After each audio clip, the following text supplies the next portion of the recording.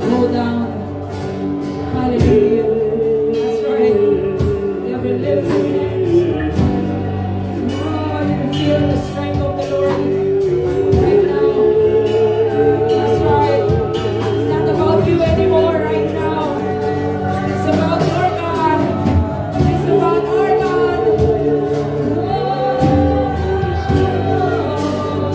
One, the more you draw near to Him, the more He will draw near to you.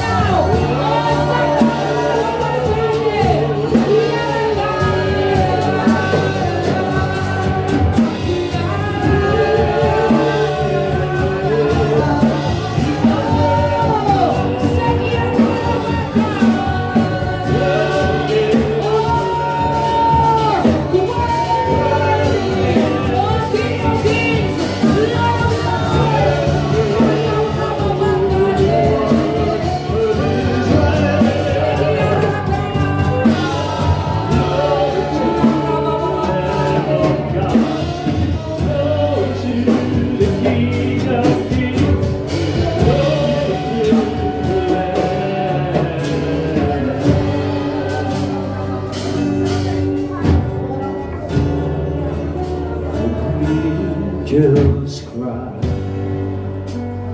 holy, all creation's cry, holy, the lifted high. We lift you high right now.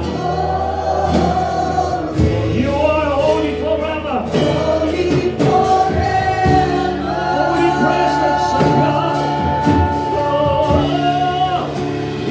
People sing, oh my God, glory to the King of Kings, singing, holy, you alone.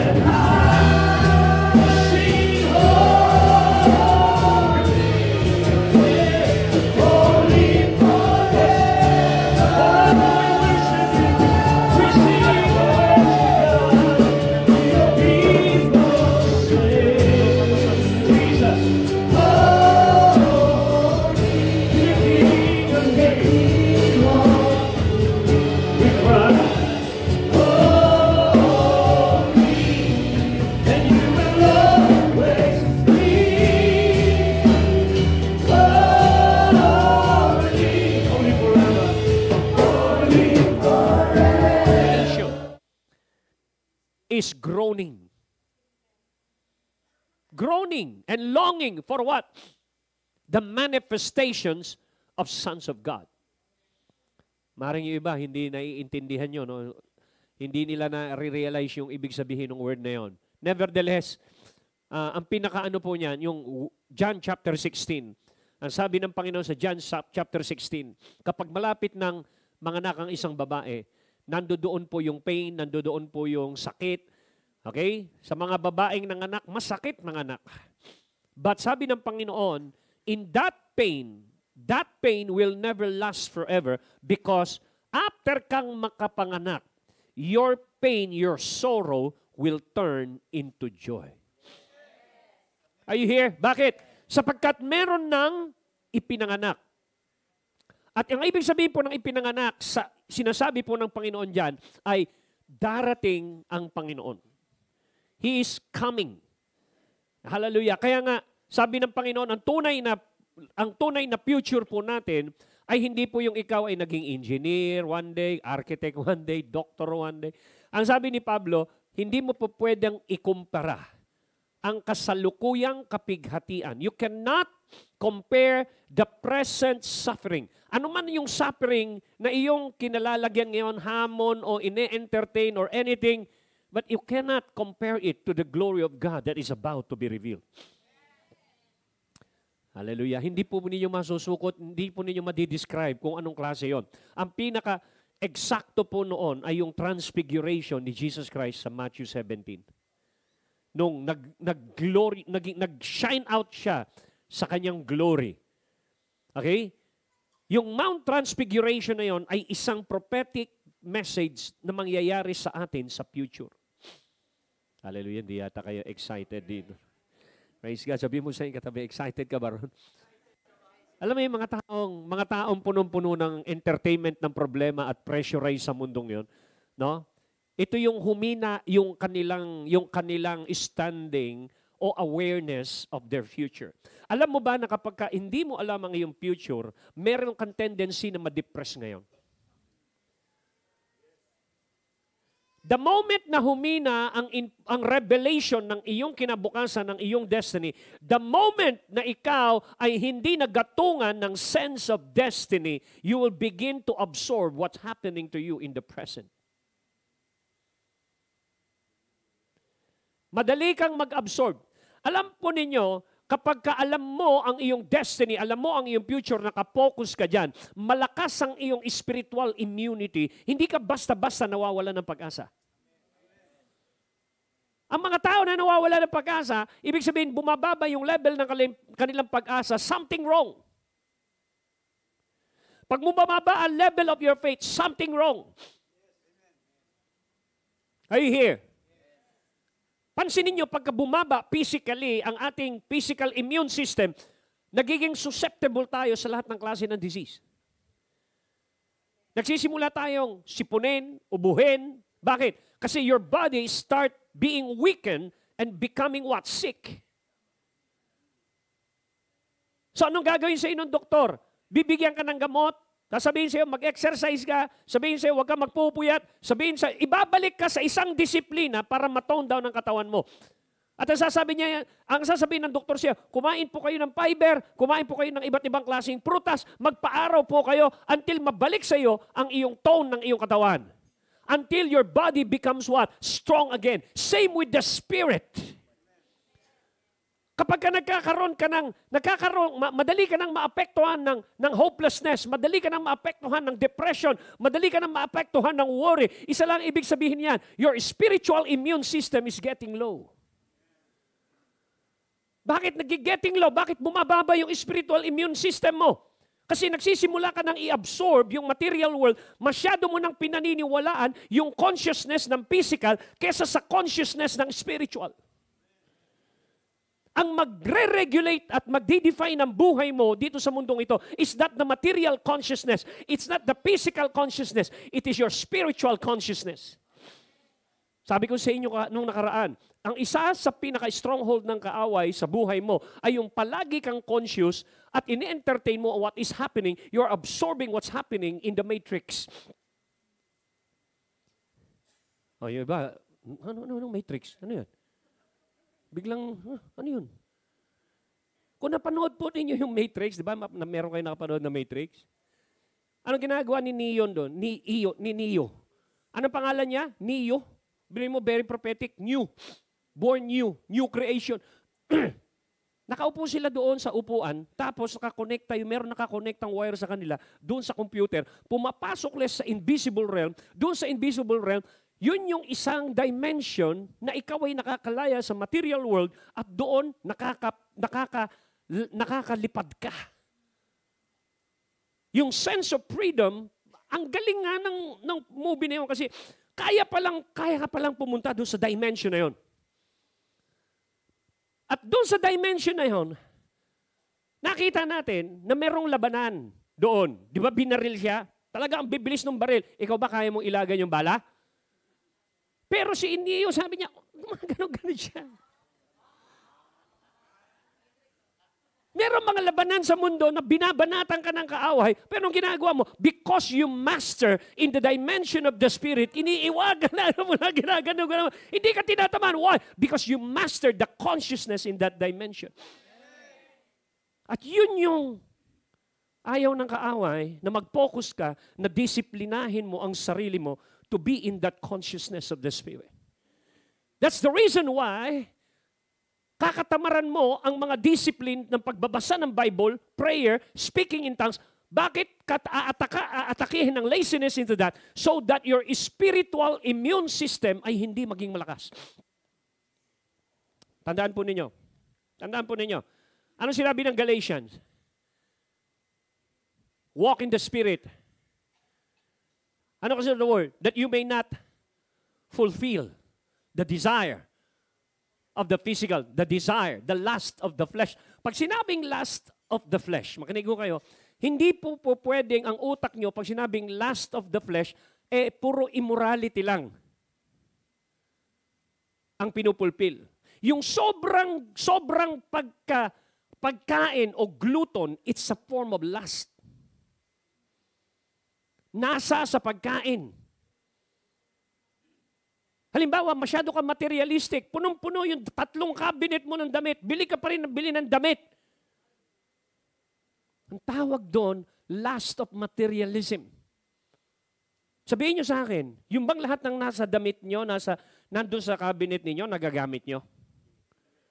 O nagsisimula ng mga moy? So, ibig sabihin yung mga damit na yun, hindi sila functional. It's not functional. Hanggang sa maluma, bakit hindi nyo, magpapasko na naman, magbibigayan na naman ng mga regalo, dadami na naman ang damit mo, dadami na naman sapatos mo, dadami na naman kung ano-ano, and then tatambak mo lang yon.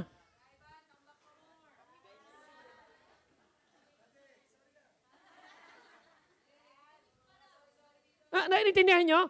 Ganon din sa pagkain. Kain ka ng kain, tapos what happened? Bumibigat ka, tumataba ka, nagkakasakit ka, sino makasalanan?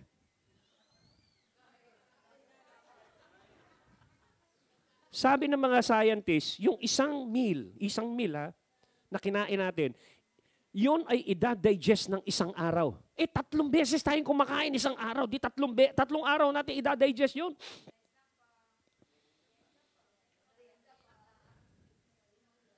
So makikita po natin, sa physical, meron kang obligadong gawin para lumakas ka physically. Hello? Sabi mo sa iyong katabi, hindi mo gustong gawin, pero kailangan mong gawin.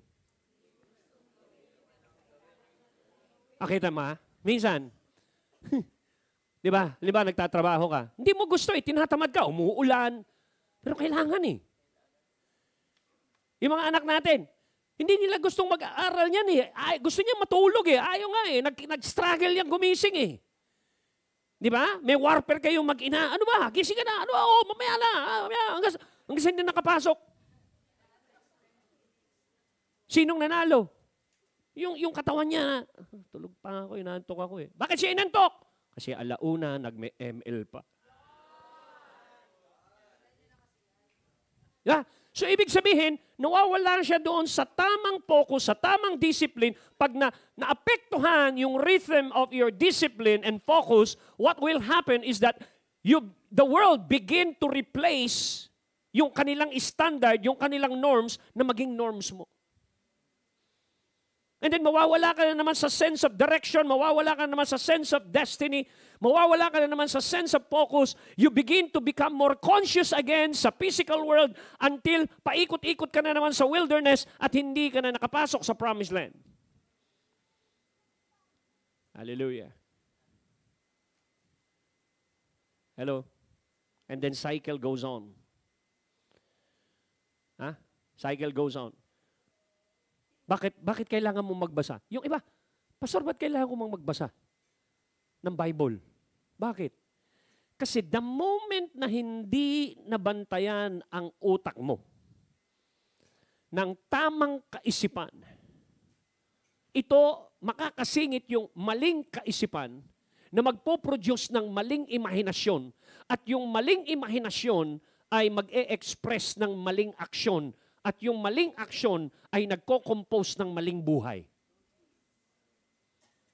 Kaya nagtataka, ba't mali buhay ko? Nagsimula yan doon sa isip mo. Bakit di mo nabantayan? Kasi nga, hindi ka nagbabasa ng Bible. Makinig kayo. Whether you like it or not, araw-araw kayong nagbabasa sa mundo. Binabasa mo ang sitwasyon mo, binabasa mo ang buhay mo, binabasa mo ang ugali ng asawa mo, binabasa mo ang pamilya mo, binabasa mo ang magiging kinabukasan mo. Marami kang binabasa dito sa mundo, except one thing, hindi ka nagbabasa ng Bible. Kaya nagtataka ka, bakit nakakapasok ang kawalan ng pag-asa sa'yo? Kasi ang dami mong in-entertain dito sa mundo, instead na ma-entertain mo ang katotohanan ng Diyos. The Bible said, you shall know the truth. The truth will what? Set you free. Bakit kaya sinabing the truth set you free? From what? Doon sa na-absorb mo na buhay at in-entertain mong buhay dito sa mundo na akala mo yun yung definition ng buhay. Pero sinabi ng Panginoon kung ano ang definition ng buhay. Ano? Man shall not live by bread alone, but by every word that proceeds from the mouth of God. Bakit ang definition ng Diyos ng buhay ay salita ng Diyos? Sabi ni Jesus, the word that I've spoken unto you, they are spirit, they are life. Jesus himself is the word. Sabi niya, I am the life. So makikita mo, konektado yung buhay doon sa word. Kaya pansinin po ninyo, one of the major things na ininanakaw ng kaaway ay yung word. Nagtanim yung sower, dumating agad yung magnanakaw para nakawin yung word. Bakit? Kasi the moment na natanim yung word, ito ay mag-uugat, ito ay magbubunga sa buhay mo ng magandang bunga. Kaso, pag nawala ka doon sa discipline na yun ng focus ng word, what will happen is that nagpo-focus ka na naman sa buhay mo sa mundo. Sabi nung iba, paano pastor, hindi na ako mabubuhay sa mundo? Ganun ba ang ibig mo sabihin? Hindi. Ang ibig sabihin nun is that pwede kang mabuhay sa mundong ito sa perspective ng langit. Kaso ang buhay mo dito sa mundo, tananggal ang langit, perspective na lang ng mundo. Meron kang spirit Meron kang spiritual life na nag-guide dapat. Your spiritual life must dominate the physical life. Yun yung buhay ng Panginoon dito sa earth for 33 years. Kaya palang magtagumpay sa lahat ng laban kung magiging katulad niya tayo. Hello? Paano nagtagumpay si Jesus? Observe his discipline. He prayed. He communed with God. He was guided by the Holy Spirit. Meron siyang word na nakikipag-commune sa Ama. Nakita natin nung 12 years old siya, nakikipag-diskusyon na siya doon sa mga elders sa temple. At nakita nung mga elders doon sa temple, ng mga Pharisee, na yung word ni Jesus at age 12 is mataas na. Hello? So makikita po natin dito na kapag nanakawan ka ng word, mananakawan ka ng kaisipan. Nanakawan ka ng tamang pag-iisip na ini-impart ng Diyos sa'yo. Pagka wala kang tamang pag-iisip na binigay ng Panginoon sa'yo, maaapektuhan yung motion picture sa buhay mo, yung nire-review mo, yung pinipreview mo sa yung imagination.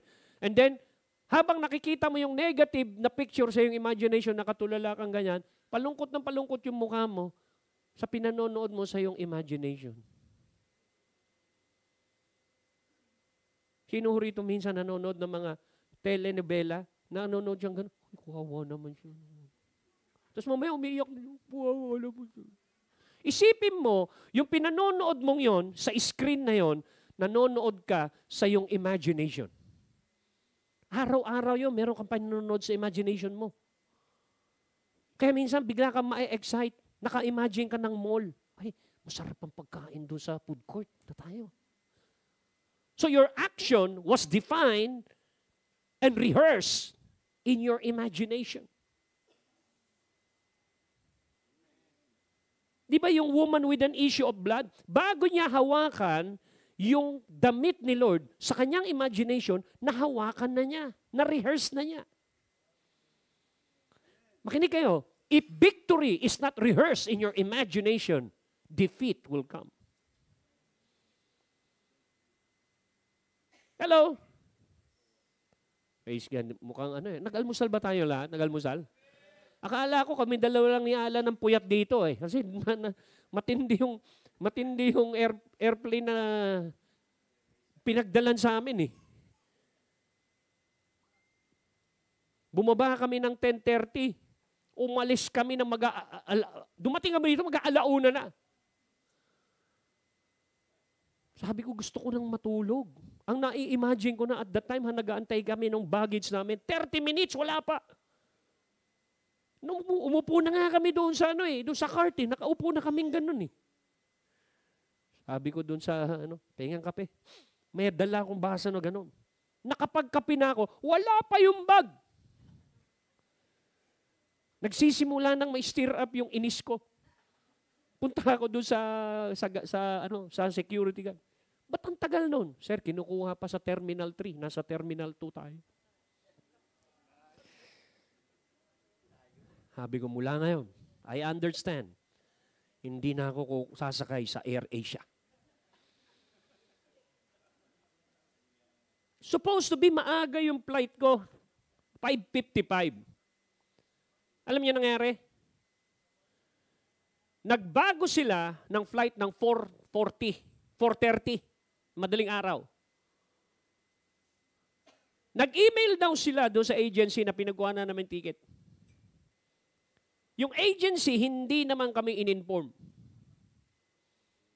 Pagdating doon, 4:45, sabi ko ba, napaaga yata tayo. Close pa yung Air Asia. Yung pala, wala na, nakalipad na aeroplano.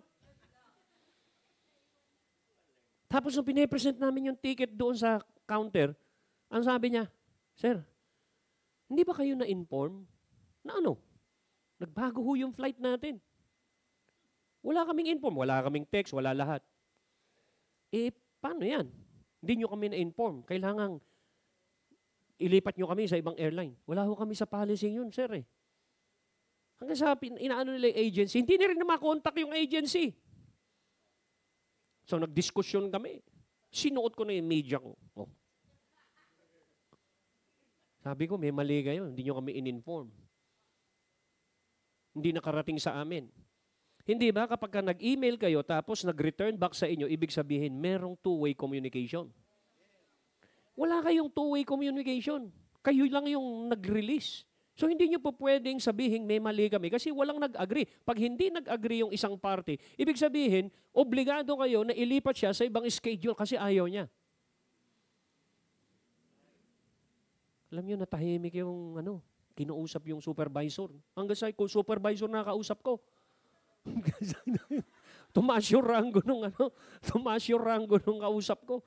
Nung kinakausap na, sir, talagang ito, pinakita namin may email. Oo, nandyan ako, may email. Ang tanong ko, may confirmation ba na nag-agree siya sa'yo? Wala. So, hindi nyo pwede i-cancel yung ano namin.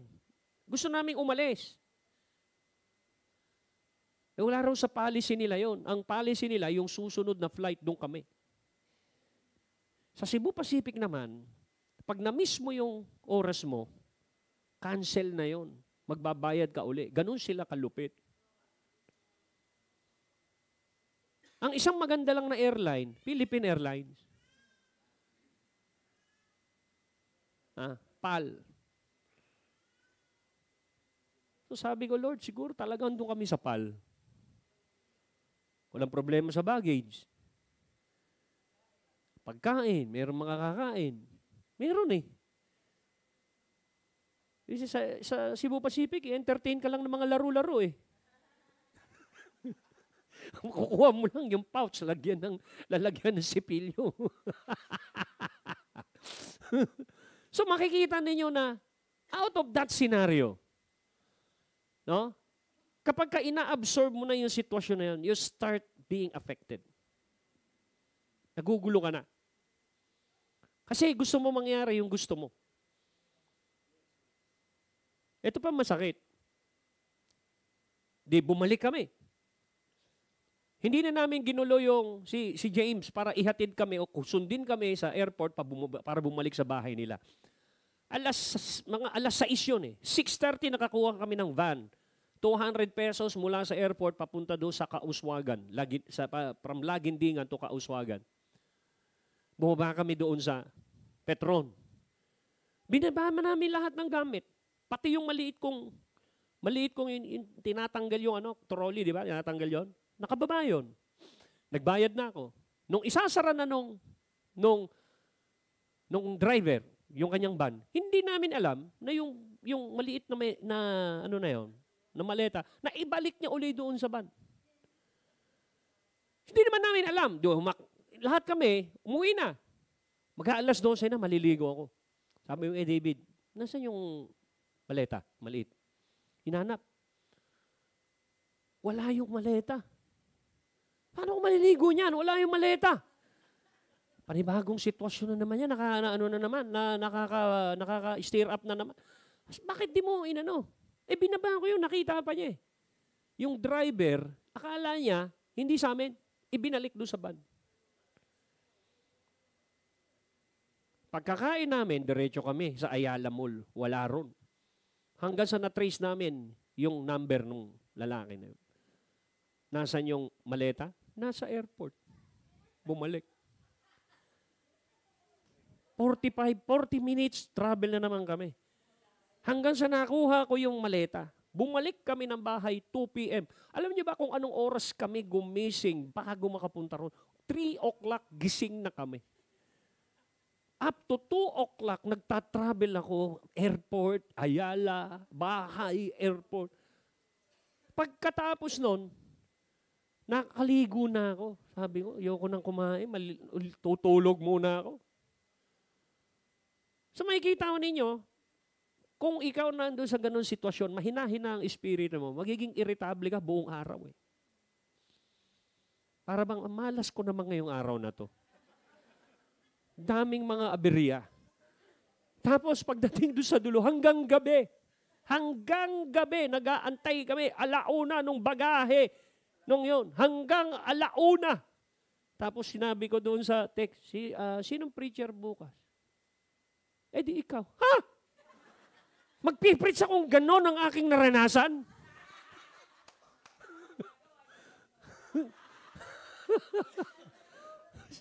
So, just imagine, ano mga ibibigay ko to, maisi-share ko sa kanila, yung mga hamon na yon, yung mga turmoil na yon, yung mga difficulties na yon.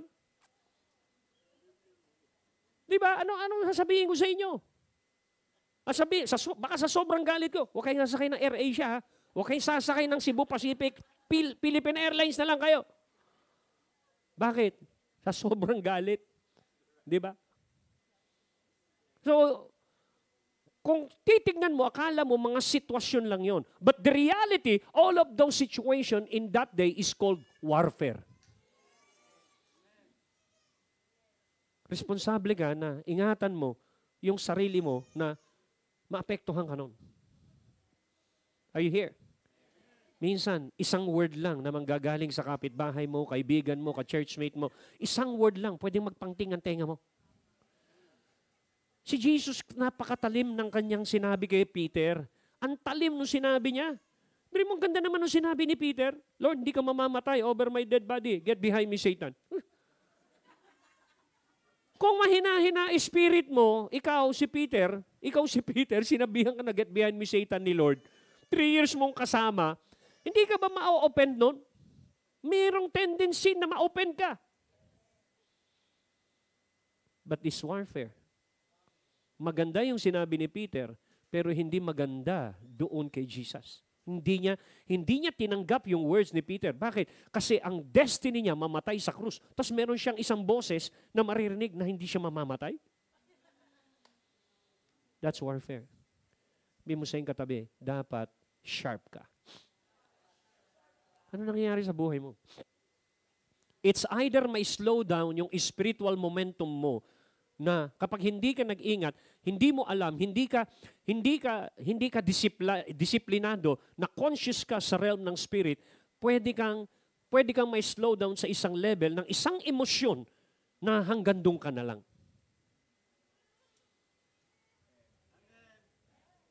Hello? At yung lalabas yon sa mga reason mo. Minsan yung mga bata, ba't nagkaganyan ang buhay mo? Bakit ka naging addict? Bakit? Maganda naman pagpapalaki namin sa'yo. Bakit ka naglumulong sa ganyan? Ano in-entertain niya?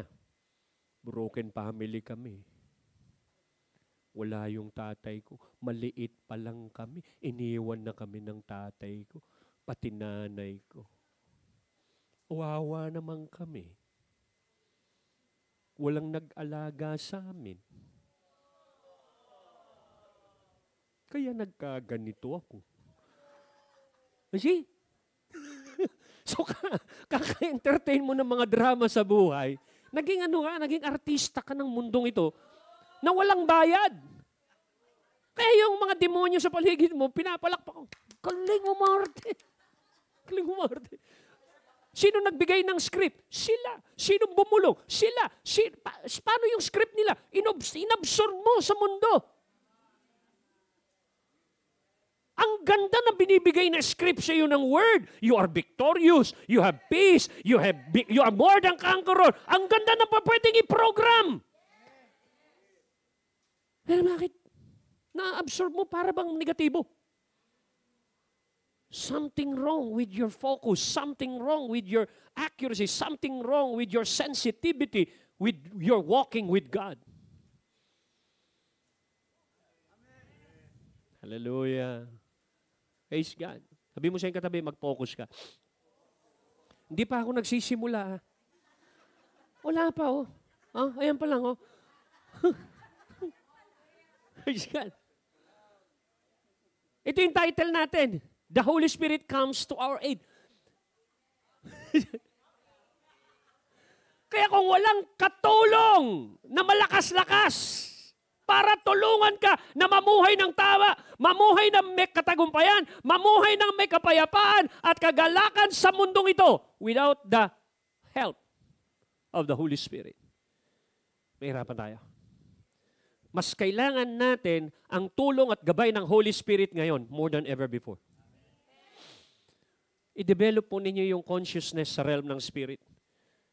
I-develop po natin yung malakas na consciousness, yung malakas na pakiramdam sa realm ng Spirit. Yung bang ang pakiramdam mo sa realm ng Spirit, mas malakas ang porsyento kaysa dito sa mundong ito. Pwede naman eh. Pwede naman. Sabi mo siyang katabi, pwede naman. Kasi merong katulong, yung Holy Spirit. Sabi niya, I will send you the Holy Spirit. Hallelujah. Hindi madaling maging nanay, maging tatay. Akala mo napakadaling maging nanay, maging tatay. Kung wala yung tulong ng Holy Spirit, maraming tatay nag-resign sa kanilang pamilya. Oo. Daming nag-resign. Mga tatay, mostly tatay nag-resign. Mag-abroad yan. Ang ganda nung unang usapan. Alam mo na, may mapangarap pa sila nung una. Alam mo, pag natuloy ako, kikita tayo ng pera, magkakaroon tayo ng bahay, magkakaroon tayo ng kotse, yung mga anak natin, mag-aaral. Ang ganda ng mga pinag-usapan eh. Pagdating doon, may asawa na. Nag-resign. Nag-resign. Ginusto niya yun? Or na-absorb niya kasi humina na yung kanyang spiritual immune system na nawala na siya doon sa pinag-usapan nila doon sa Pilipinas. Kaya merong kantang napakasakit, Kuya Eddie. Tapos noon, binaliktad yon. Merong nag-compose, napakasakit, Ate Helen. Yung lalaki naman na nagsusumbong. Yung other side, yung napakasakit, Kuya Eddie, no? Lalaki yung nagsusumbong. Di ba? Yung kay Ate Helen, yung babae naman ang nagsusumbong. Ano niyo yun? Kaya pansinin niyo yung mga kanta, may mga lyrics yun na na-program sa imahinasyon. Please release me, let me go. O, di ba? For I don't love you anymore. Nasa utak yun eh. Imahinasyon niya yun. Tapos, doon sa motion picture ng utak niya, her lips are warm and yours are cold. So, kinukumpara mo na ngayon. So, release me and let me last again. Di ba? Kasi nga, bumaba yung immune system natin. Kaya, nire-remind tayo ng Panginoon na walk in the Spirit that you may not fulfill. Dalawa lang yun eh. Spirit plus Spirit plus Spirit plus. Di ba? Ngayon, para mapalakas daw yung Spirit, pinakita ni Jesus Christ yan sa Gethsemane. Ang laki ng kanyang tendency na sumuko na sa haharapin niyang mga pagsubok. Di ba ang prayer nga niya, Lord, kung maaari. Ama, kung maaari. Huwag na akong dadaan dito. But let not my will be done, let your will be done. Paano niyang nalakaran yung will na yun? It's because he gave himself to a spiritual discipline called prayer. Pero yung tatlo niyang disipulo, hindi nakatagal sa prayer, hindi nakatagal sa discipline, natulog. Dumating yung multitude para hulihin si Jesus. Tinanong asan si Jesus? Hindi naman sinabi, asan si Peter, si James, si John. Hindi naman silang tinanong Si Jesus ang tinanong, pero ang tumakbo yung hindi hinahanap. Bakit? Bakit? Naramdaman nila yung takot. Bakit apektado ng takot? Kasi hindi nanalo sa prayer. Si Jesus na nag-pray, hinarap niya, andito ako. Bakit siya ganun katapang? Nanalo sa prayer. Mas conscious siya sa realm ng spirit kaysa sa physical. Hello? So, makikita natin dito, anong sinabi rito? So too, the Holy Spirit comes to our aid. Tinutulungan niya tayo and bear us up in our weakness. Tayo kay kanyang inaalalayan sa ating mga kahinaan. So kung wala ang gabay at lakas ng Holy Spirit sa iyo at hindi ka nakikipag-ugnayan sa Holy Spirit, yung tulong na pwede niyang itulong sa iyo, hindi ka matutulungan. Hello? Are you here? Ang sinabi niya rito. Sabi ni Paul, we do not know what prayer to offer nor how to offer it worthily as we ought. Tangon niyo, pagdating sa prayer, hindi natin kayang magka-breakthrough sa prayer kung wala yung tulong niya. Ulitin ko. Makinig kayo. You can never break through in prayer without the aid of the Holy Spirit. So, ibig sabihin, kailangan mong lumalim sa Holy Spirit to maintain a spiritual consciousness and for you to maintain a strength of the Spirit so that you could regulate the material world o yung physical realm. Hello?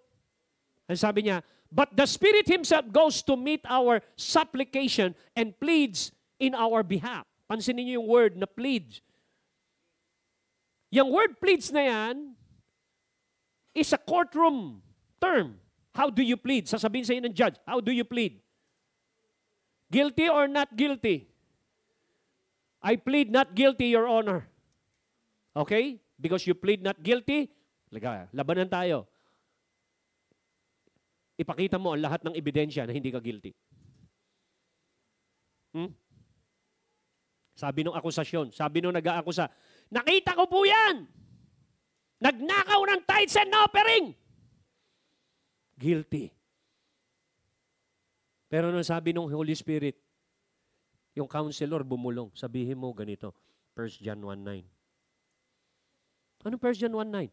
If we confess our sins, He is just and faithful to forgive us and cleanse us from all unrighteousness. So alam mo yung tayo mo. Oo, nagkamali ka. Pero ikaw ay humingi ng tawad, kaya hindi ka pa pwedeng iakusan ng kaaway forever. So yung Holy Spirit goes to meet your supplication and pleads on your behalf. Nagpi-plead siya on your behalf. Kasi hindi mo kayang tumayo doon sa harap ng judge. Bakit hindi mo kayang ipagtanggol yung sarili mo sa harap ng judge? Kasi nga, wala kang alam sa batas. Wala kang alam sa word. Wala kang alam doon sa iyong karapatan. John 3:16 lang ang alam mo. Di ba? Kaya sabi ng Panginoon, let us reason together. Ano ba yung reason ng Word of God? Para ma-justify ka. Para yung tulong na para sa iyo ay makarating sa iyo kasi alam mo yung rights mo bilang citizen of heaven, kaya alam mo yung dapat mong matanggap sa Panginoon. Meron kang ipinaglalaban. Meron kang sinasabi sa judge, di ba sinabi po ninyo, Lord, di ba sinabi mo ganito sa word? Lord, di ba sinabi mo kapag kami nagpunta rin? Lord, di ba sinabi mo, if we seek first your kingdom and your righteousness, all of these things will be added unto you. Lord, di ba sinabi mo? Pero pag wala kang masabi na ganon, sa harap ng Diyos, nakaganon ka lang. Anong gagawin ko? Ano ba pwede mo ipaglaban? Wala. Bakit wala kang ipaglaban? Kasi hindi mo alam ang iyong pwedeng ipaglaban. Bakit wala?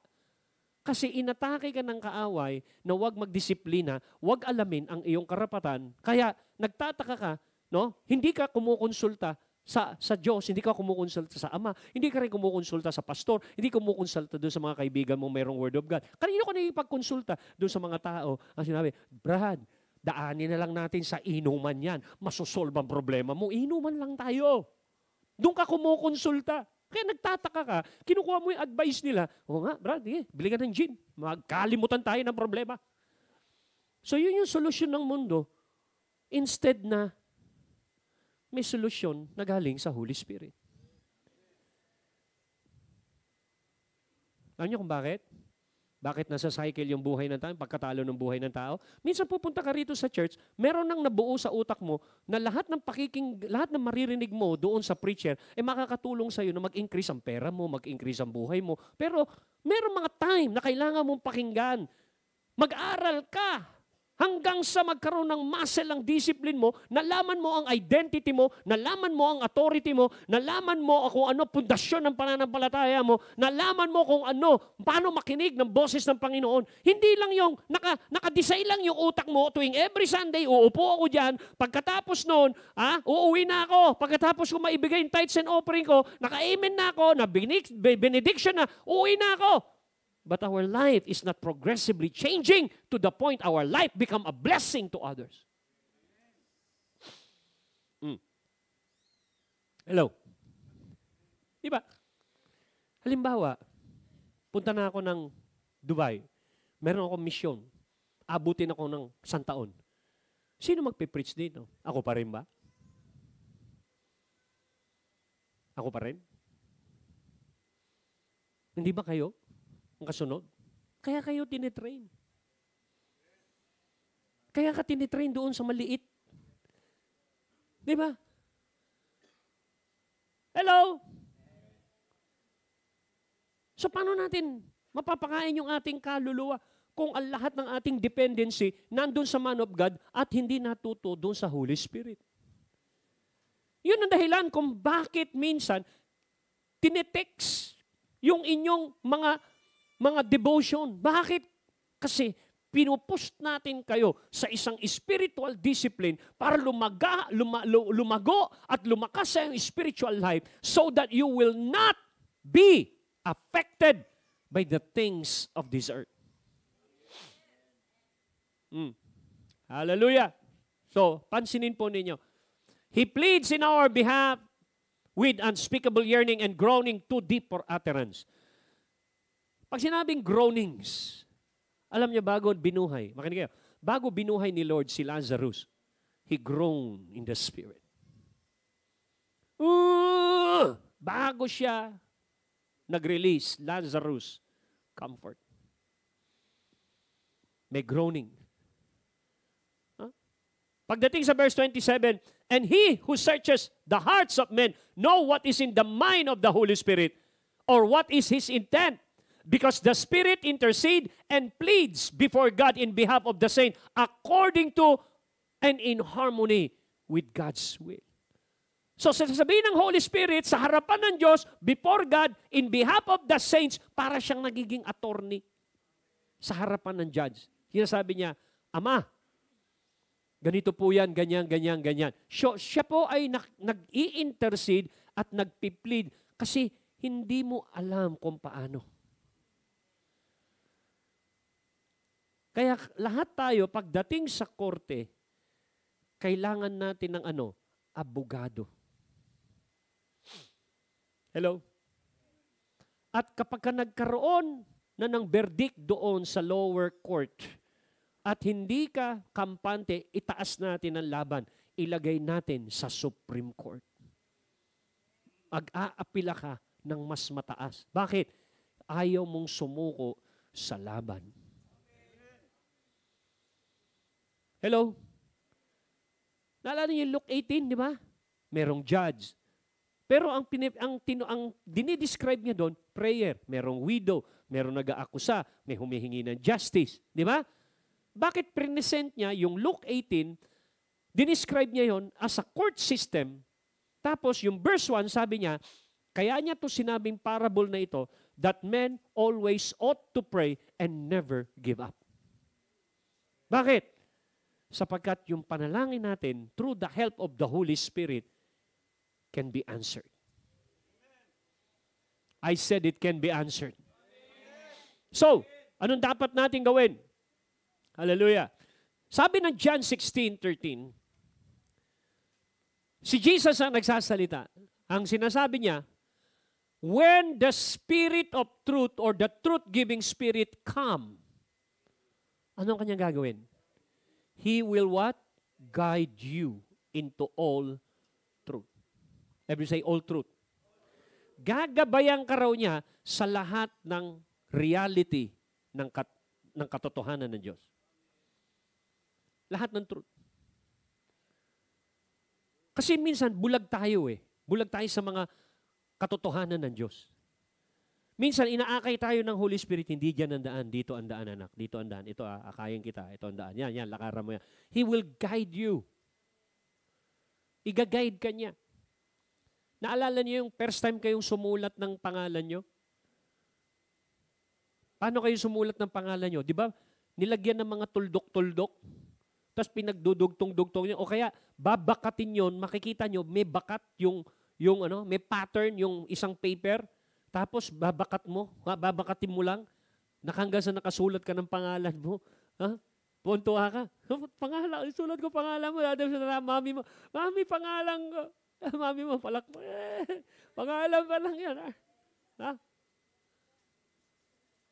So, paano mo nasulat yon? Nagsimula kang magsulat nung merong guide, merong nakabakat doon sa isang papel. Sinusundan mo yung bakat na yon. So, ang Holy Spirit, meron siyang mga ginagawang markings, no? Minamark niya sa spirit mo, ini-impress niya sa spirit mo, ini-impress niya yon, and then you begin to step. Hanggang sa masanay ka doon, hanggang sa makita mo, you're in step, you are now walking with the Spirit. He will what? guide you. He will guide you into all truth, the whole full truth. Ngayon, ano ang kanyang function? He will not speak his own message. Kaya kapag ikaw ay puspos ng Holy Spirit, you will not speak your own message. Hello? Ay, nakalagay, oh. Pagka puspos ka ng Holy Spirit, He will not speak His own message. You will not move in your own authority. You will move with the authority of the name of Jesus, the power of God, the power of the Holy Spirit. Tuturuan ka niya na hindi ka mag-assume ng authority. Yung authority mo ay naka-back up ng Holy Spirit. Sabi niya, the Holy Spirit will tell whatever He hears from the Father. So ibig sabihin, yung Holy Spirit ang meron lang access sa kaisipan ng Diyos. At yung Holy Spirit lang ang may kapangyarihan na ihayag ang pundasyon ng iyong pagkapanalo sa mundong ito. Sino ang person na magre-reveal sa'yo, na mag-guarantee sa'yo ng tagumpay mo sa buhay sa mundong ito? Walang iba kundi ang Holy Spirit. Hindi igagaranti ng mundo ang tagumpay mo. Hindi igagaranti ng education, hindi igagaranti ng pera, hindi igagaranti ng material world, pero igagaranti yan ng Holy Spirit. Ang tanong, gaano mo siya kakilala? Gaano ka kalalim sa Kanya? Kung ikaw ay mababaw, bakit mababaw ka sa Kanya? Sino rito malalim? Taas ang kamay. Malalim na sa Holy Spirit. So lahat tayo mababaw.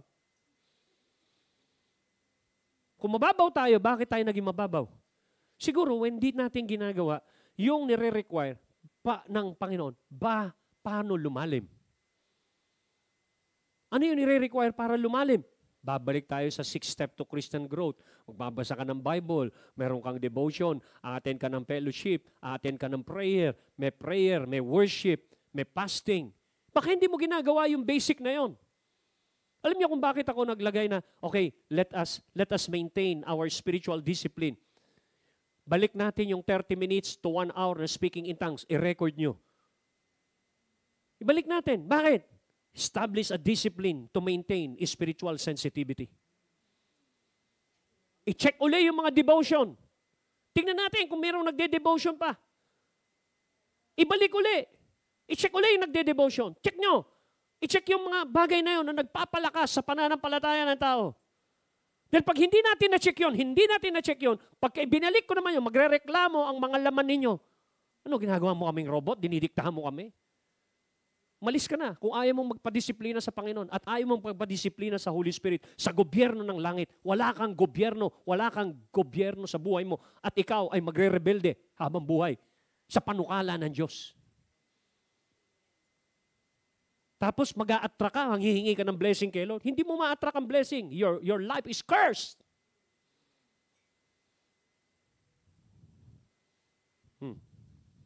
Tataka ka? Oh. Meron ka na-realize. Bakit minsan naglalagay tayo ng standard?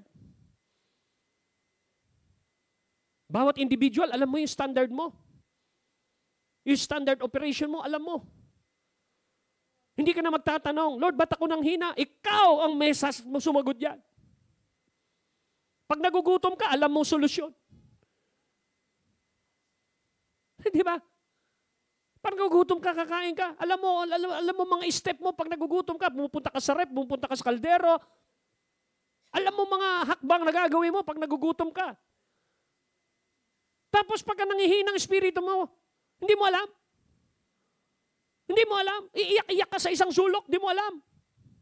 Hindi mo alam gagawin mo. Itinuro naman yung 6 step to Christian growth, i-activate mo lang yon. So bakit hindi ma-activate? Kasi inabsorb nung laman. In-entertain mo so much yung mundo, yung physical realm. Pabalik ka na naman doon sa physical realm. Instead, nag-progress na tayo sa mas matibay pa. Sabi mo sa yung katabi, may na-realize ka?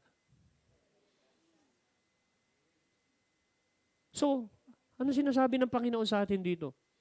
One of the function of the Holy Spirit, siya ang nagbibigay ng material sa iyo para i-announce ang mga bagay na patungkol sa kinabukasan. So, ibig sabihin, pag marami kang alam sa iyong kinabukasan, sa iyong destiny, hindi ka basta-basta nag-give in sa kasalukuyang hamon ng buhay mo. Hindi ka nag-give in dyan. Bakit? Future ka na sinabi ng Holy Spirit. Nabi ng Panginoon makinig kayo. Habang nagwo-worship kami sa Maguindanao, merong isang pastora doon. May isang pastora doon. Ni-reveal kung ano yung pinagdaanan ko. Sabi niya, pastor niyo, yung unang stage na nakita ko, nagsasagwan siya ng bangka. Habang nagsasagwan siya ng bangka, nag-turn around yung bangka na yun hanggang sa lumaki, naging barko. Yung barko, marami ng mga flag ng iba't ibang bansa.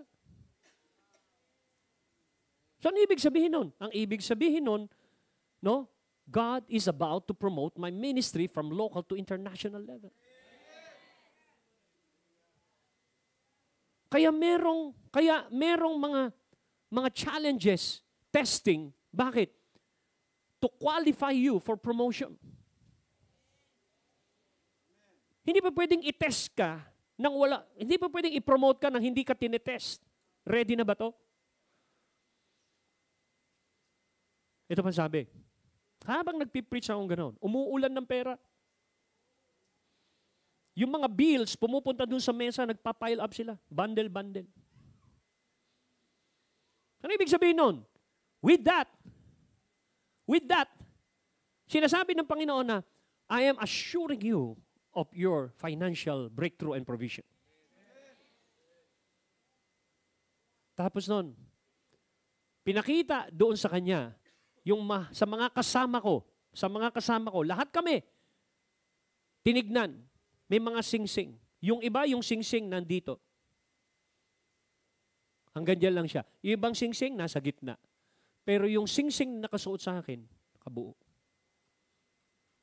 Ibig sabihin, yung level ng covenant mo sa Diyos, yung tipan mo. Kasi hindi lahat na sumasama sa'yo, ganun yung maturity nila sa tipan sa Diyos. Yung iba, tinatansya ang Diyos. Yung iba, nasa kalagitnaan, 50-50. Wala talagang lumalim doon. Kokonti. Kaya nga, yung maturity ng covenant natin sa Diyos at sa isa't isa. Exercise natin yan. Pag kinorek kayo ng mga leader ninyo, magpakorek kayo kung may tama kayo, kung may mali kayo. Ine-exercise natin yung gobyerno. Kaysa wala tayong gobyerno. Hello?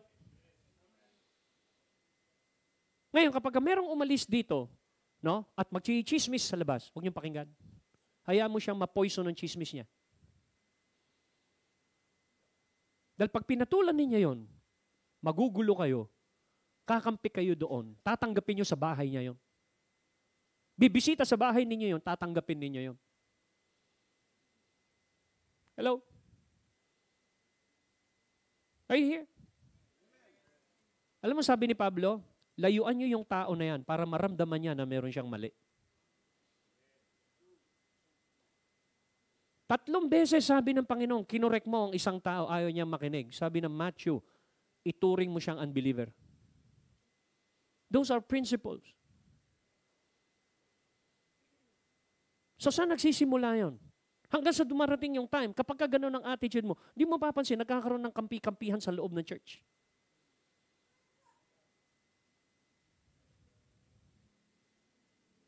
Hanggang sa hindi na healthy.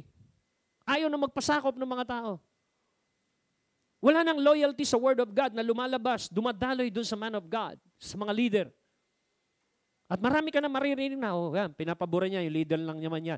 Paborito niya yung leader niya. Tayo, hindi niya tayo inaanuhan. Yun ay mga virus po yun. Lahat na magkakampi, dito, umupo. Lahat na magkakampi, dito umupo. Pag hindi tayo nagbago at hindi tayo nag-mature sa mga ganyan, I'm telling you, hindi tayo magpo-progress sa isang level. Mawawasak tayo, magkakahiwa-hiwalay tayo, and I'm telling you, maraming taong pwedeng ipalit sa'yo ang Diyos. Si Jesus, nag-stay siya, sabi niya, iniwan siya ng 70. Hindi lang tayo ang nakaranas noon, nauna siyang iniwanan ng 70. Hanggang hinamon niya yung 12 niya, o kayo, baka gusto niyo sumunod ng 70. Ganon siya mag-respond. Hindi mo siya pa pwedeng iti-threaten mo siya nang iiwan mo siya. Ako? Iiwan mo? Na-reveal sa kanya eh. Sabi ni Peter, okay, 12, pwede na rin kayong sumunod, umalis. Hindi pwede, Lord. Where can we go? You have the word of life that will govern our mind, that will affect our life, that will affect our future and our destiny. You have the word of life. Hindi mo mapagmamalakayan yung isang taong merong word, but merong mandate.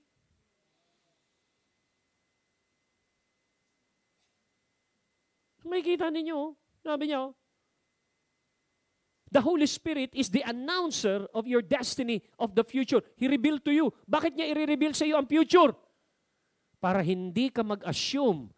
Bakit niya nire-reveal niya sa iyo ang future?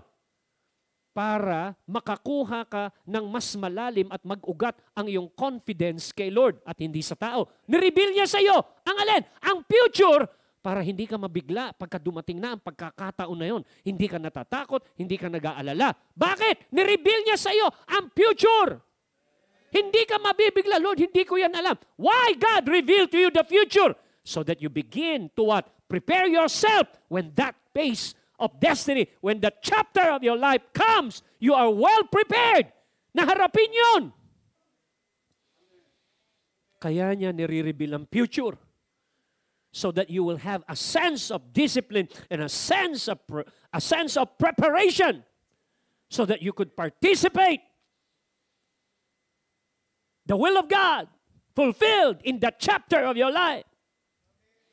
Hindi yung nag-o-observe ka lang. Nung nireveal ng Panginoon na merong baha na mangyayari, Noah built the ark. Ano binibuild mo? Saan nakabase yung binibuild mo? Sa sinabi ng Diyos sa iyo sa future? Or gumagawa ka ng sarili mong future? Kaya mo ginagawa yan? Motivated ba ng sinabi ng Diyos, plano ng Diyos? O motivated na gusto mong mangyari lang sa buhay mo? Kaya meron tayong struggle. But the Holy Spirit lead us to what was already written in our future. Nililid ka niya kung ano doon sa magandang plano na sinabi ng Panginoon, I know the plans that I have for you. Plan to prosper you and not to harm you, but to give you a hope and a future. We pray for Pastor Don, kay Brother Don, nung last Sunday. Right? Pero kinuha siya ng Panginoon. He was promoted to glory. Pero kung titignan mo to, Lord, nag-pray naman kami. Bakit nangyari yon? Bakit? Ito yung sagot ko.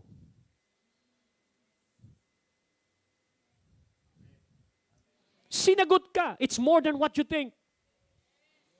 Kaya lang hindi mo gusto yung sagot.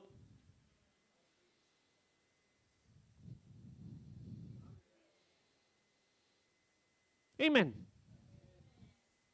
So makikita po natin, kapag kulang ka sa gatong ng iyong kinabukasan, ang dali mong bumigay sa iyong kasalukuyan. Napakadali mong bumigay sa kasalukuyan. Ang dali mong entertain yung kasalukuyan. Ang dali mong mag-give in doon sa kasalukuyan. Kasi yung future mo, hindi well revealed sa'yo. Si Jesus, alam niyo, wala siyang option. Diretso yung kanyang tingin sa krus.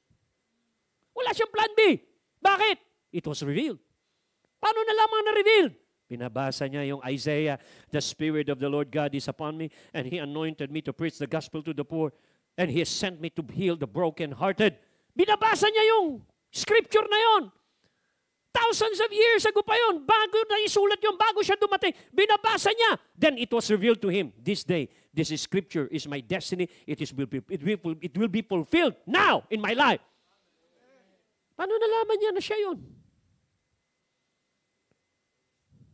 The Holy Spirit. The Holy Spirit. He will guide you into all truth. He will give you the message. He will allow you to hear what the Father is thinking about you.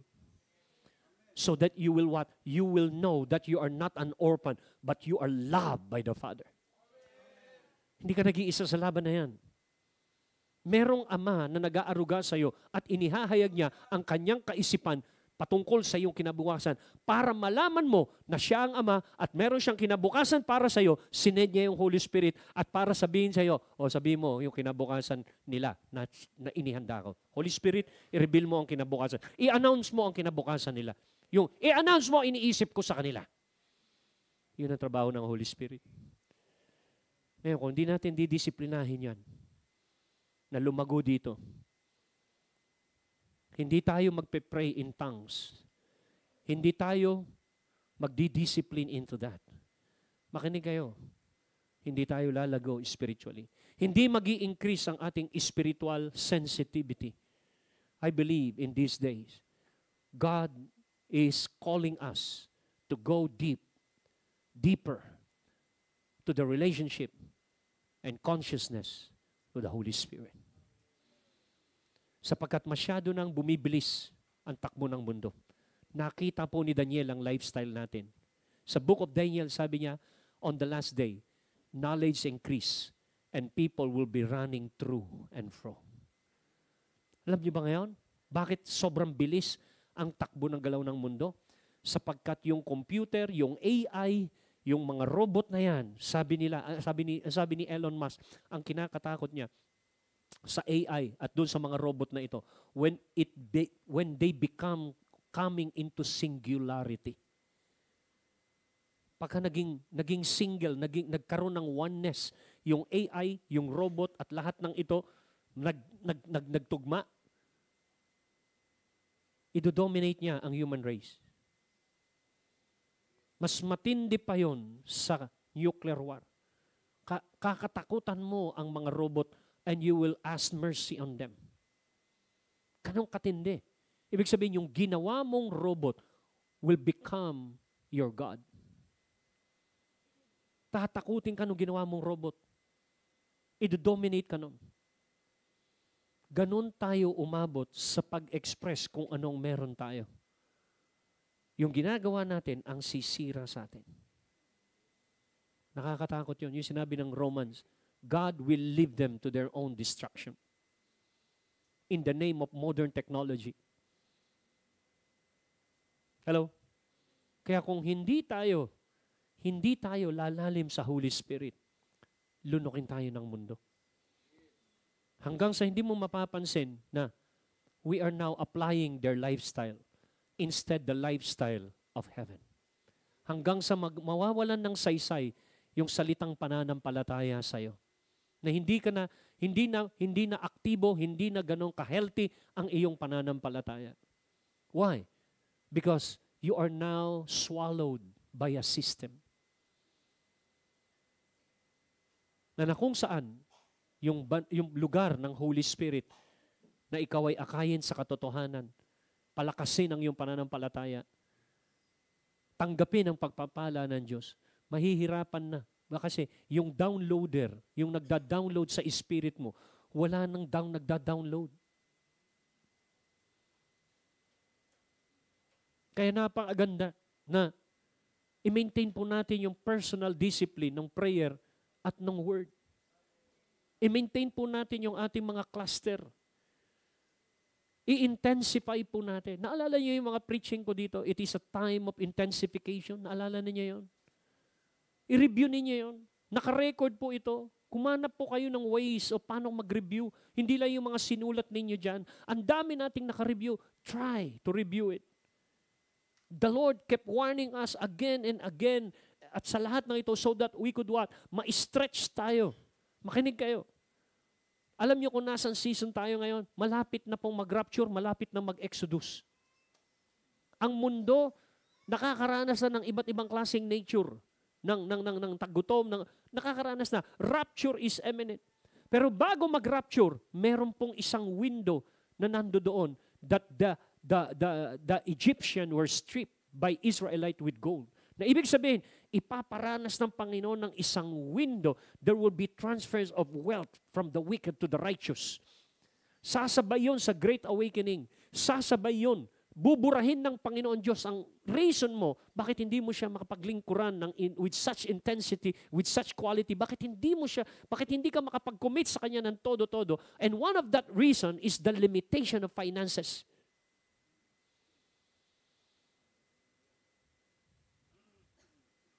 Pero gusto kong sabihin sa inyo, natapos ni Jesus Christ ang Kanyang trabaho, hindi sa power ng kapangyarihan ng pera, but by the power of the Holy Spirit. Natapos niya yun. He crossed over. Hindi problema ang pera sa kanya. Hindi yun ang tumulong sa kanya to reach destiny. It's the Holy Spirit.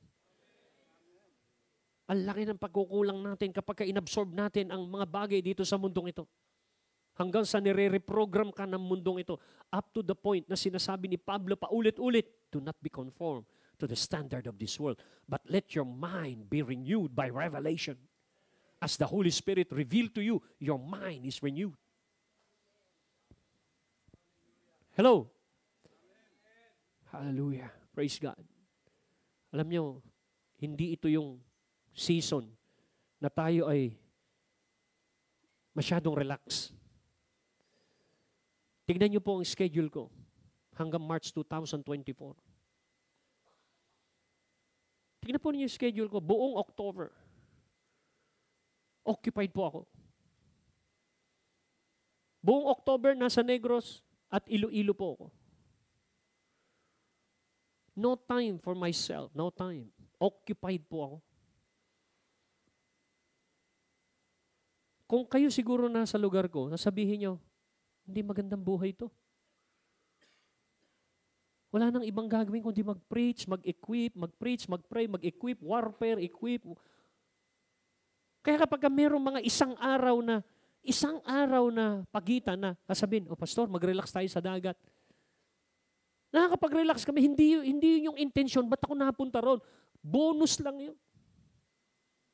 Pagkatapos mayroon pang nag-iisip, sarap ng buhay ni pastor, nasa Blue Lagoon, nasa ganito. Kaya ayoko nang maglagay ng mga picture ng ganun. Bakit? Kasi akala nila, nagre-relax ako. Hindi nila alam. Bago ako nakaligo ng ganun, 1 linggong maga ang aking baga.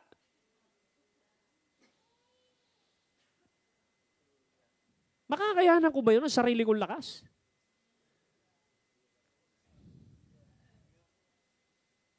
Kung hindi ako kakasihan at sasangkapan ng Holy Spirit, hindi ko magagawa yan.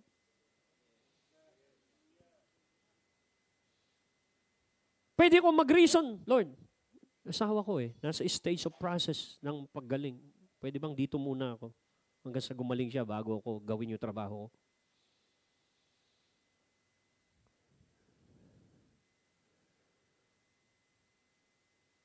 Mag-grow tayo. Ba't hindi tayo? Kapag meron tayong mga meeting para sa ikabubuti ng church, bigay mo best mo. May meeting tayo pagkatapos ng Sunday.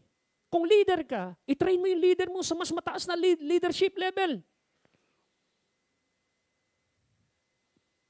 Mag-contribute ka ng mga kaisipan, ng mga suggestion, ng kung ano-ano. Kaya ka nilagay na leader dyan.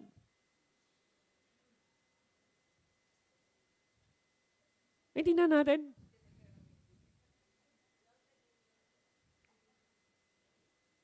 Lahat tayo, napapagod na ako, pastor. Mas lalo ako, pagod ako. Matanda na ako, pastor. Bakit ikaw lang ba? Ako lang tumatanda, ikaw bumabata. Lahat tayo tumatanda. Tanggalin natin lahat ng excuses natin na pwedeng gamitin ng kaaway to slow you down to your spiritual progress and push you to destiny. Kung hindi mo i-maintain yung sharpness mo, maliligaw tayo. So, ano sinasabi ng Panginoon ngayong umaga sa preaching na ito, sa teaching na ito? Ang daming i-reveal sa iyo ng Panginoon.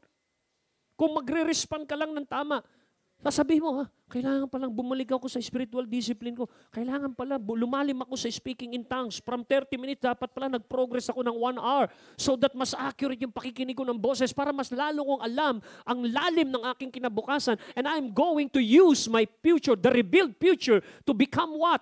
The future perspective of my life. Sa aking kasalukuyan, yun ang basis ko. Bakit ko nagdidiscipline? Bakit ako nagpe-prepare? Bakit ako merong habit na ganito? Bakit ako merong ganitong klaseng ginagawang sakripisyo? It's because of the revealed future.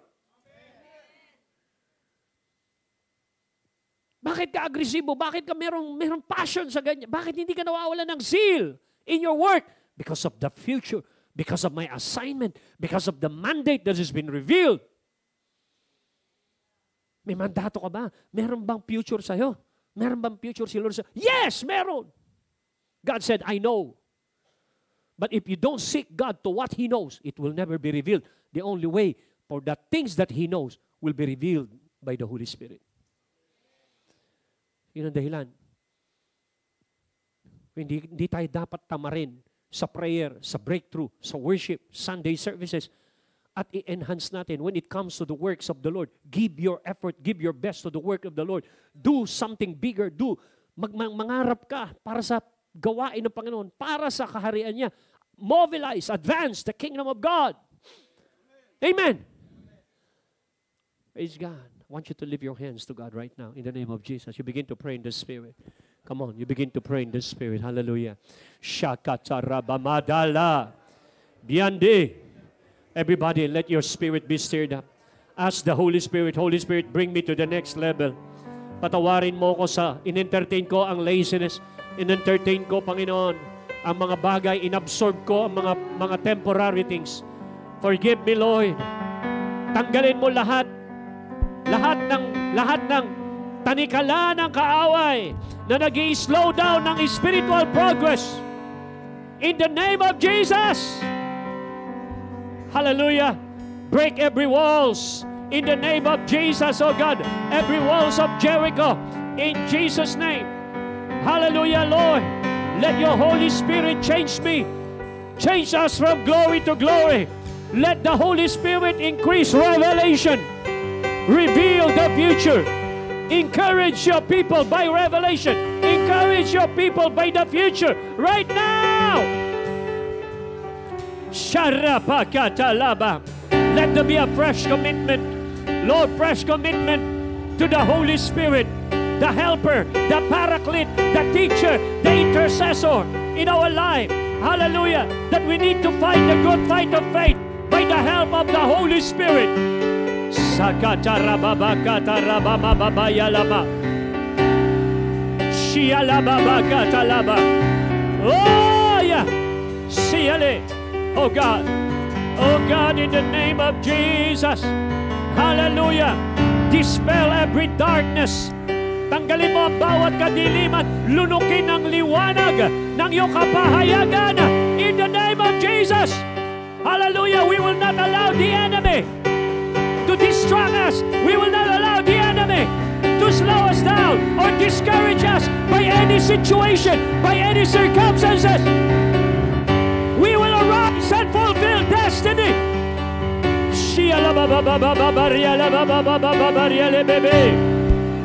Oh, yeah. Holy Spirit, you are welcome here. Come flood this place and fill the atmosphere. Your glory, God, is what our heart long for. To be overcome by your presence, Lord. Holy Spirit, you are welcome. Why don't you welcome Him? Give more room to the Holy Spirit. Give more room. The place of our heart, the place of our soul. Oh God, your glory, God, is what our heart long for. To be overcome by your presence, Lord.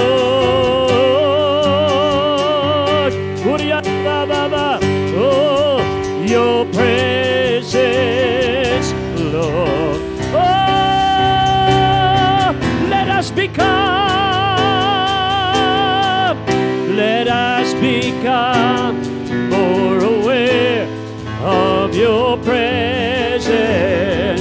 Let us experience the glory of your good. Let us become more aware of the spiritual world. Let us experience the glory of your. Sing it again. Let us become more aware of your presence. Let us experience the glory of your goodness, your presence, Lord. Holy Spirit, you are welcome here. Come flood, yes, fill the atmosphere. Your glory, God, is what our hearts long for, to be over. Thank you, God.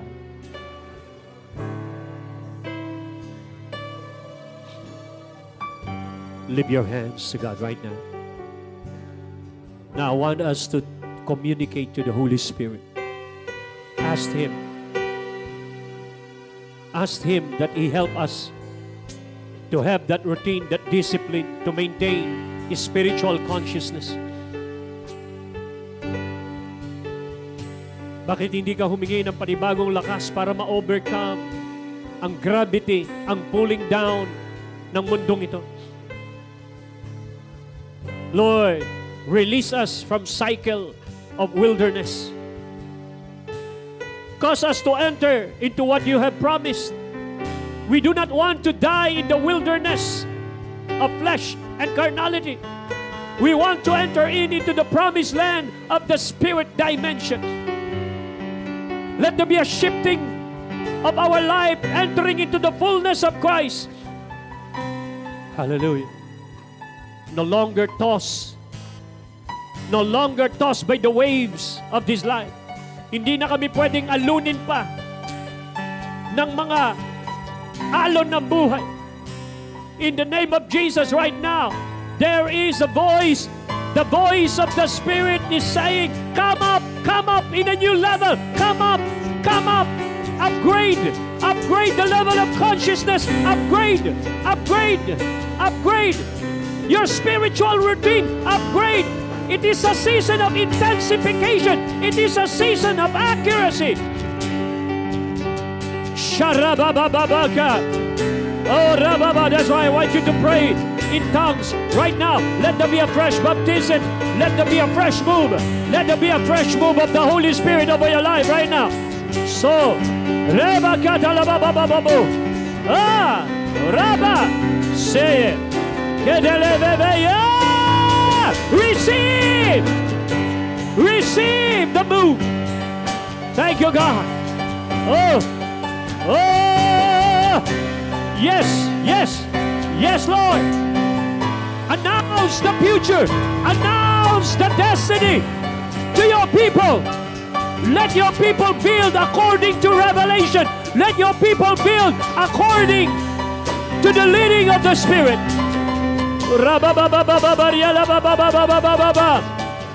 Oh, yalebebebebe, si yalebebebebe, yeah.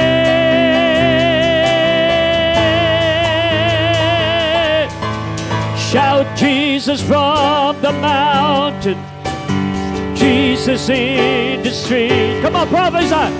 Jesus in the darkness, over every end. Prophesy over fear. Jesus, I am the lead. I speak your whole. Prophesy. I break the spirit of darkness and hopelessness in the family, anxiety, depression. Oh, shout Jesus from the mountain, Jesus in the street. I prophesy your name. Jesus in the darkness over. No enemy can win over our life. Jesus, for my family, I speak your holy name. Jesus, Jesus,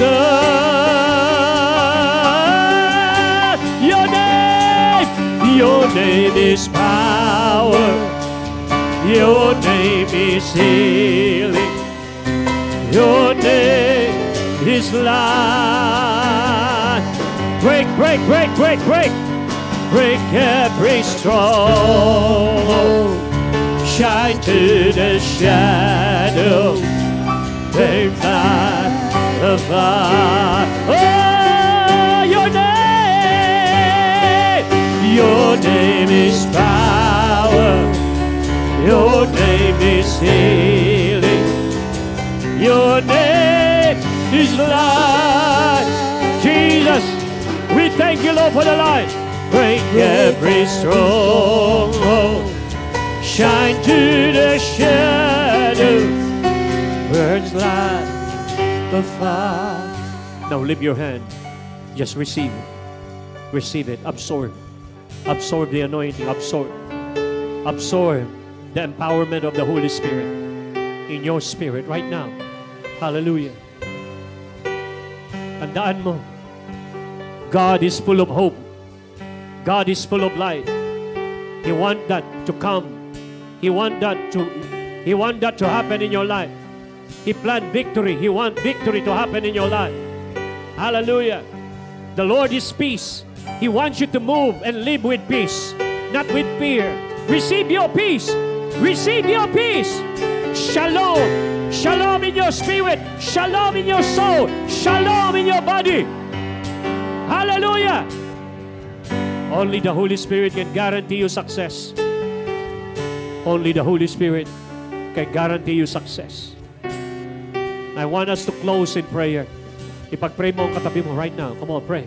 Start praying. My house shall be called the house of prayer. Lord, ibalik mo ang discipline. Ibalik mo ang spiritual discipline sa iyong church, sa iyong mga tao, sa iyong mga anak. Let there be a growth. Let us enter a new level of growth in the Spirit in the name of Jesus. Oh, Rabakatalababakoya. Yes. Thank you, Lord, for your word. Holy Spirit, help us in every aspect, in every area of our life. Help us, Holy Spirit. We cannot do it without you. Help us to reach destiny. Help us in our ministry. Help us in our family. Help us in our finances. Oh, yes. Shikataramandula.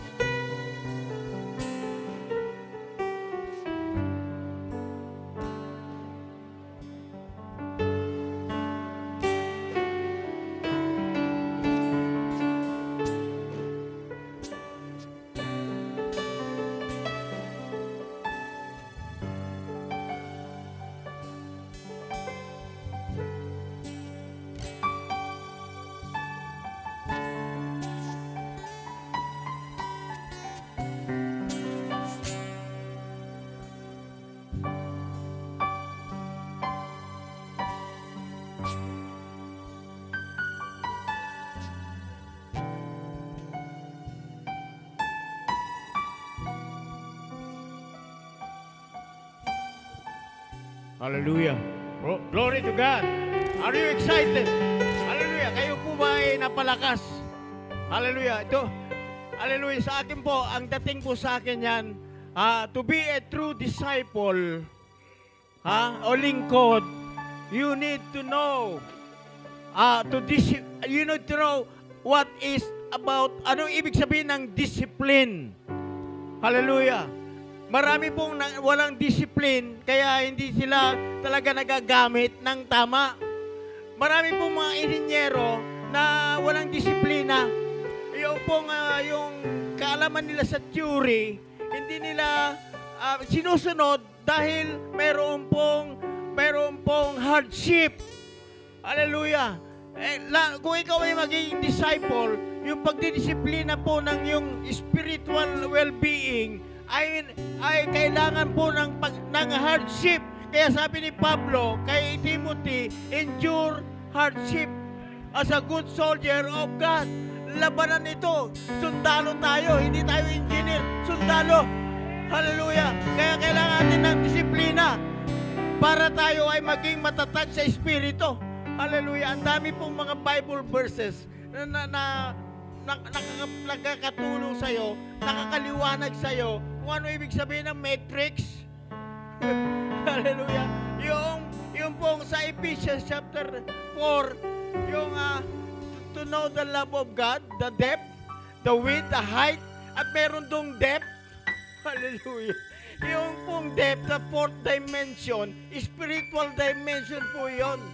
Para maintindihan mo ang hugis ng isang bagay o anumang kaisipan, ay kailangan makita mo yung depth at yung pagka na-reveal sa iyo yung depth, ano yung purpose ng depth? Walang iba kundi dahil sa pag-ibig ng Panginoon. Yung sumunod na verse, that you may know the love of Christ. Hallelujah. Yun po yung kailangan nating maunawaan. Yun po yung lalim. If you do not know the love of God through Christ, hindi mo maintindihan yung bagay. Hindi mo maintindihan kung bakit ka narito. Hindi mo maintindihan kung bakit ka tinawag. Bakit ka manalangin. Ang dami pong mga bagay na kailangan nating maintindihan. Because God is so good. Sa ating pananalangin, actually we do not know how to pray for correctly. Pero the Spirit gives us the utterance. Hello? Kasi nandun yung lalim, nandun yung purpose. Yung mga ina-utter mo, mga sinasabi mo, yung mga prophecy, mga panalangin mo, ito'y galing sa Diyos, hindi sa iyo. Yun po yung depth, yung lalim. Hallelujah. Praise God. Kaya maintindihan mo kung ano yung ibig sabihin ng tithes and offering. Kung bakit kailangan mo ibigay yon. Dahil kung hindi mo ibinigay, parang ninanakawan mo si Lord. Alam mo, maraming mga preacher, sa Facebook, merong mga pangangatuwiran sila, mga filosofiya sila ukol sa offering, tithes. Hindi ko pinakikinggan yun dahil alam ko na sa espiritu ko nakikita ko na yung ibig niya sabihin, gusto niya gawin. Ayaw yun, against tithes yun. Hindi nila naintindihan what tithes is all about. Melchizedek, nagbigay nga ng tithes. Si Abraham, nag-umpisa yung wala pa yung law. Binigay niya na yung 10%. It is about the life. Ang buhay natin, kasama po yan. Hindi sa'yo. Actually, hindi naman sa'yo lahat ito. Bigay lang sa'yo. Kailangan natin matuto tayo how to be a good steward. Hallelujah. Hindi pa. Okay, kaya ko pa. Glory to God. Napakabuti ng Panginoon. Hallelujah. You get excited pagka you receive all these things, na marunong kang pakikinig sa Espiritu. Hindi yung dito, yung puso mo, naintindihan mo, yun ang importante. Kasi doon, sa puso mo, maintindihan mo yung lalim. Yun ang importante. Andun yung matrix from within. Hallelujah. Glory. Panginoon, salamat po sa iyong binigay sa amin, Panginoon. Napakabuti mo, Panginoon. Hindi po namin may paliwanag ang lahat ng bagay, Panginoon, pero dahil sa Espiritu, Panginoon, maunawaan namin, lalo ng mga bagay na dapat namin pong isuko sa iyo, na uwian natin, kami po ay our life is you. Ikaw ang buhay namin, Panginoon. Ikaw ang salita, ikaw ang liwanag, ikaw ang lahat. Kaya sabi ni Pablo, it is no longer I that liveth, but the life that I now live in the flesh, I live by the faith of the Son of God. Yung pananampalataya po ninyo, yun po yung kailangan namin, Panginoon. Hallelujah. Ito yung katanggap-tanggap sa iyo, Panginoon, na pananampalataya mo. Yung offering po ng iyong buhay. The blood that you have offered to us, that is the faith, oh Lord. Hallelujah. Ito po yung tumubos sa amin. Kaya Lord, lagi po kaming masaya. Lahat magagalak kami. Ano man mangyari, Panginoon. Hallelujah. Pinaparanas mo yung mga challenges sa paglalakbay, Panginoon, even sa testimony ng Pastor Rener, Panginoon, because you want him to endure everything. Hallelujah. Para talagang tunay na siya ay isang 100% fruitful sa kanyang paglilingkod, Panginoon. At salamat sapagkat mayroon po kaming leader na ginagamit mo upang ihayag ang iyong dakilang plano sa bawat isa sa amin. We thank you, Lord. We thank you for this opportunity and we give you honor. In Jesus' name we pray. Amen. Amen. Hallelujah. Announcement. Alam ko, excited na kayo. Ayan. Bago tayo umuwi, reminders lang po. So, this is the time to intensify. Sabi mo sa katabi mo, attend tayo sa cluster. Sige, tingnan mo sa mata. Sabi mo, magkita tayo sa cluster this week. No, we need to build our relationship with the Holy Spirit. I believe na bawat isa sa atin nahamon this morning. Amen? So, yung cluster natin, tuloy-tuloy pa rin po yan hanggang Thursday. Monday, family prayer natin. Then, Friday, doon na tayo kina Ate Rio, ang ating prayer meeting sa Village East. Amen? So, then, yung pledge po natin sa atin pong rent. So, pakiabot lang po kay Ate Shems na may sipon doon. Mga may ubot sipon, ako naman ubo. No? So, pakiabot na lang po, alam nyo po kung sino kayo. Pakiabot na lang kay Ate Shems before po tayo umuwi.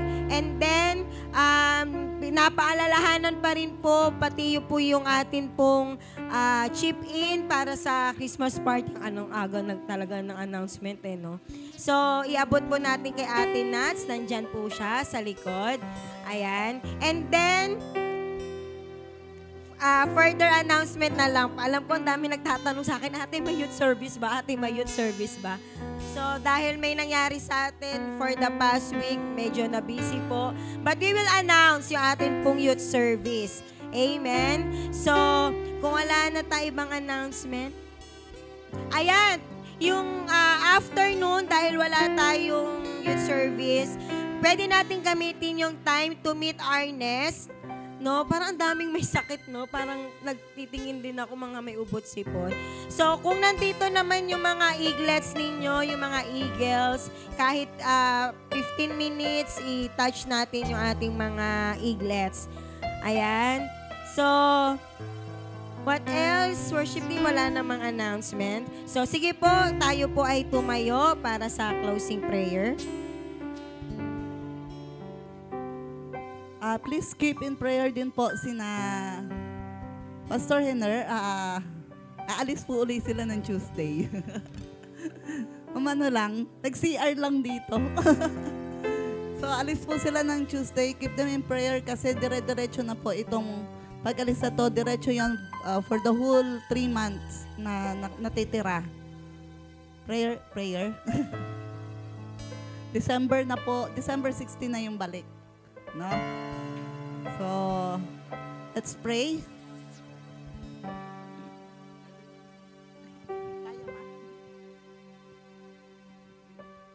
Hallelujah. Yeah.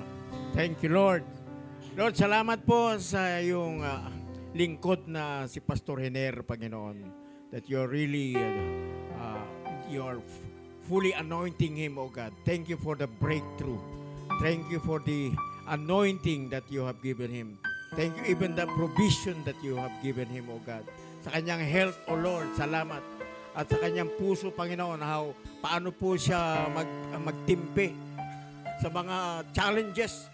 Yes, Lord, this is a grace that comes from the Holy Spirit.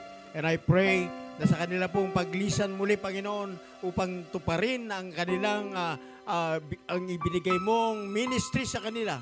Lord, nagagalak kami sapagkat ito po ay this will result in the glory that you deserve, Panginoon, that we will continue to worship you and to give you honor and thanksgiving because of the result, oh God, of the breakthrough in the Spirit, ng mga tinawag mo sa lugar na yun, Panginoon.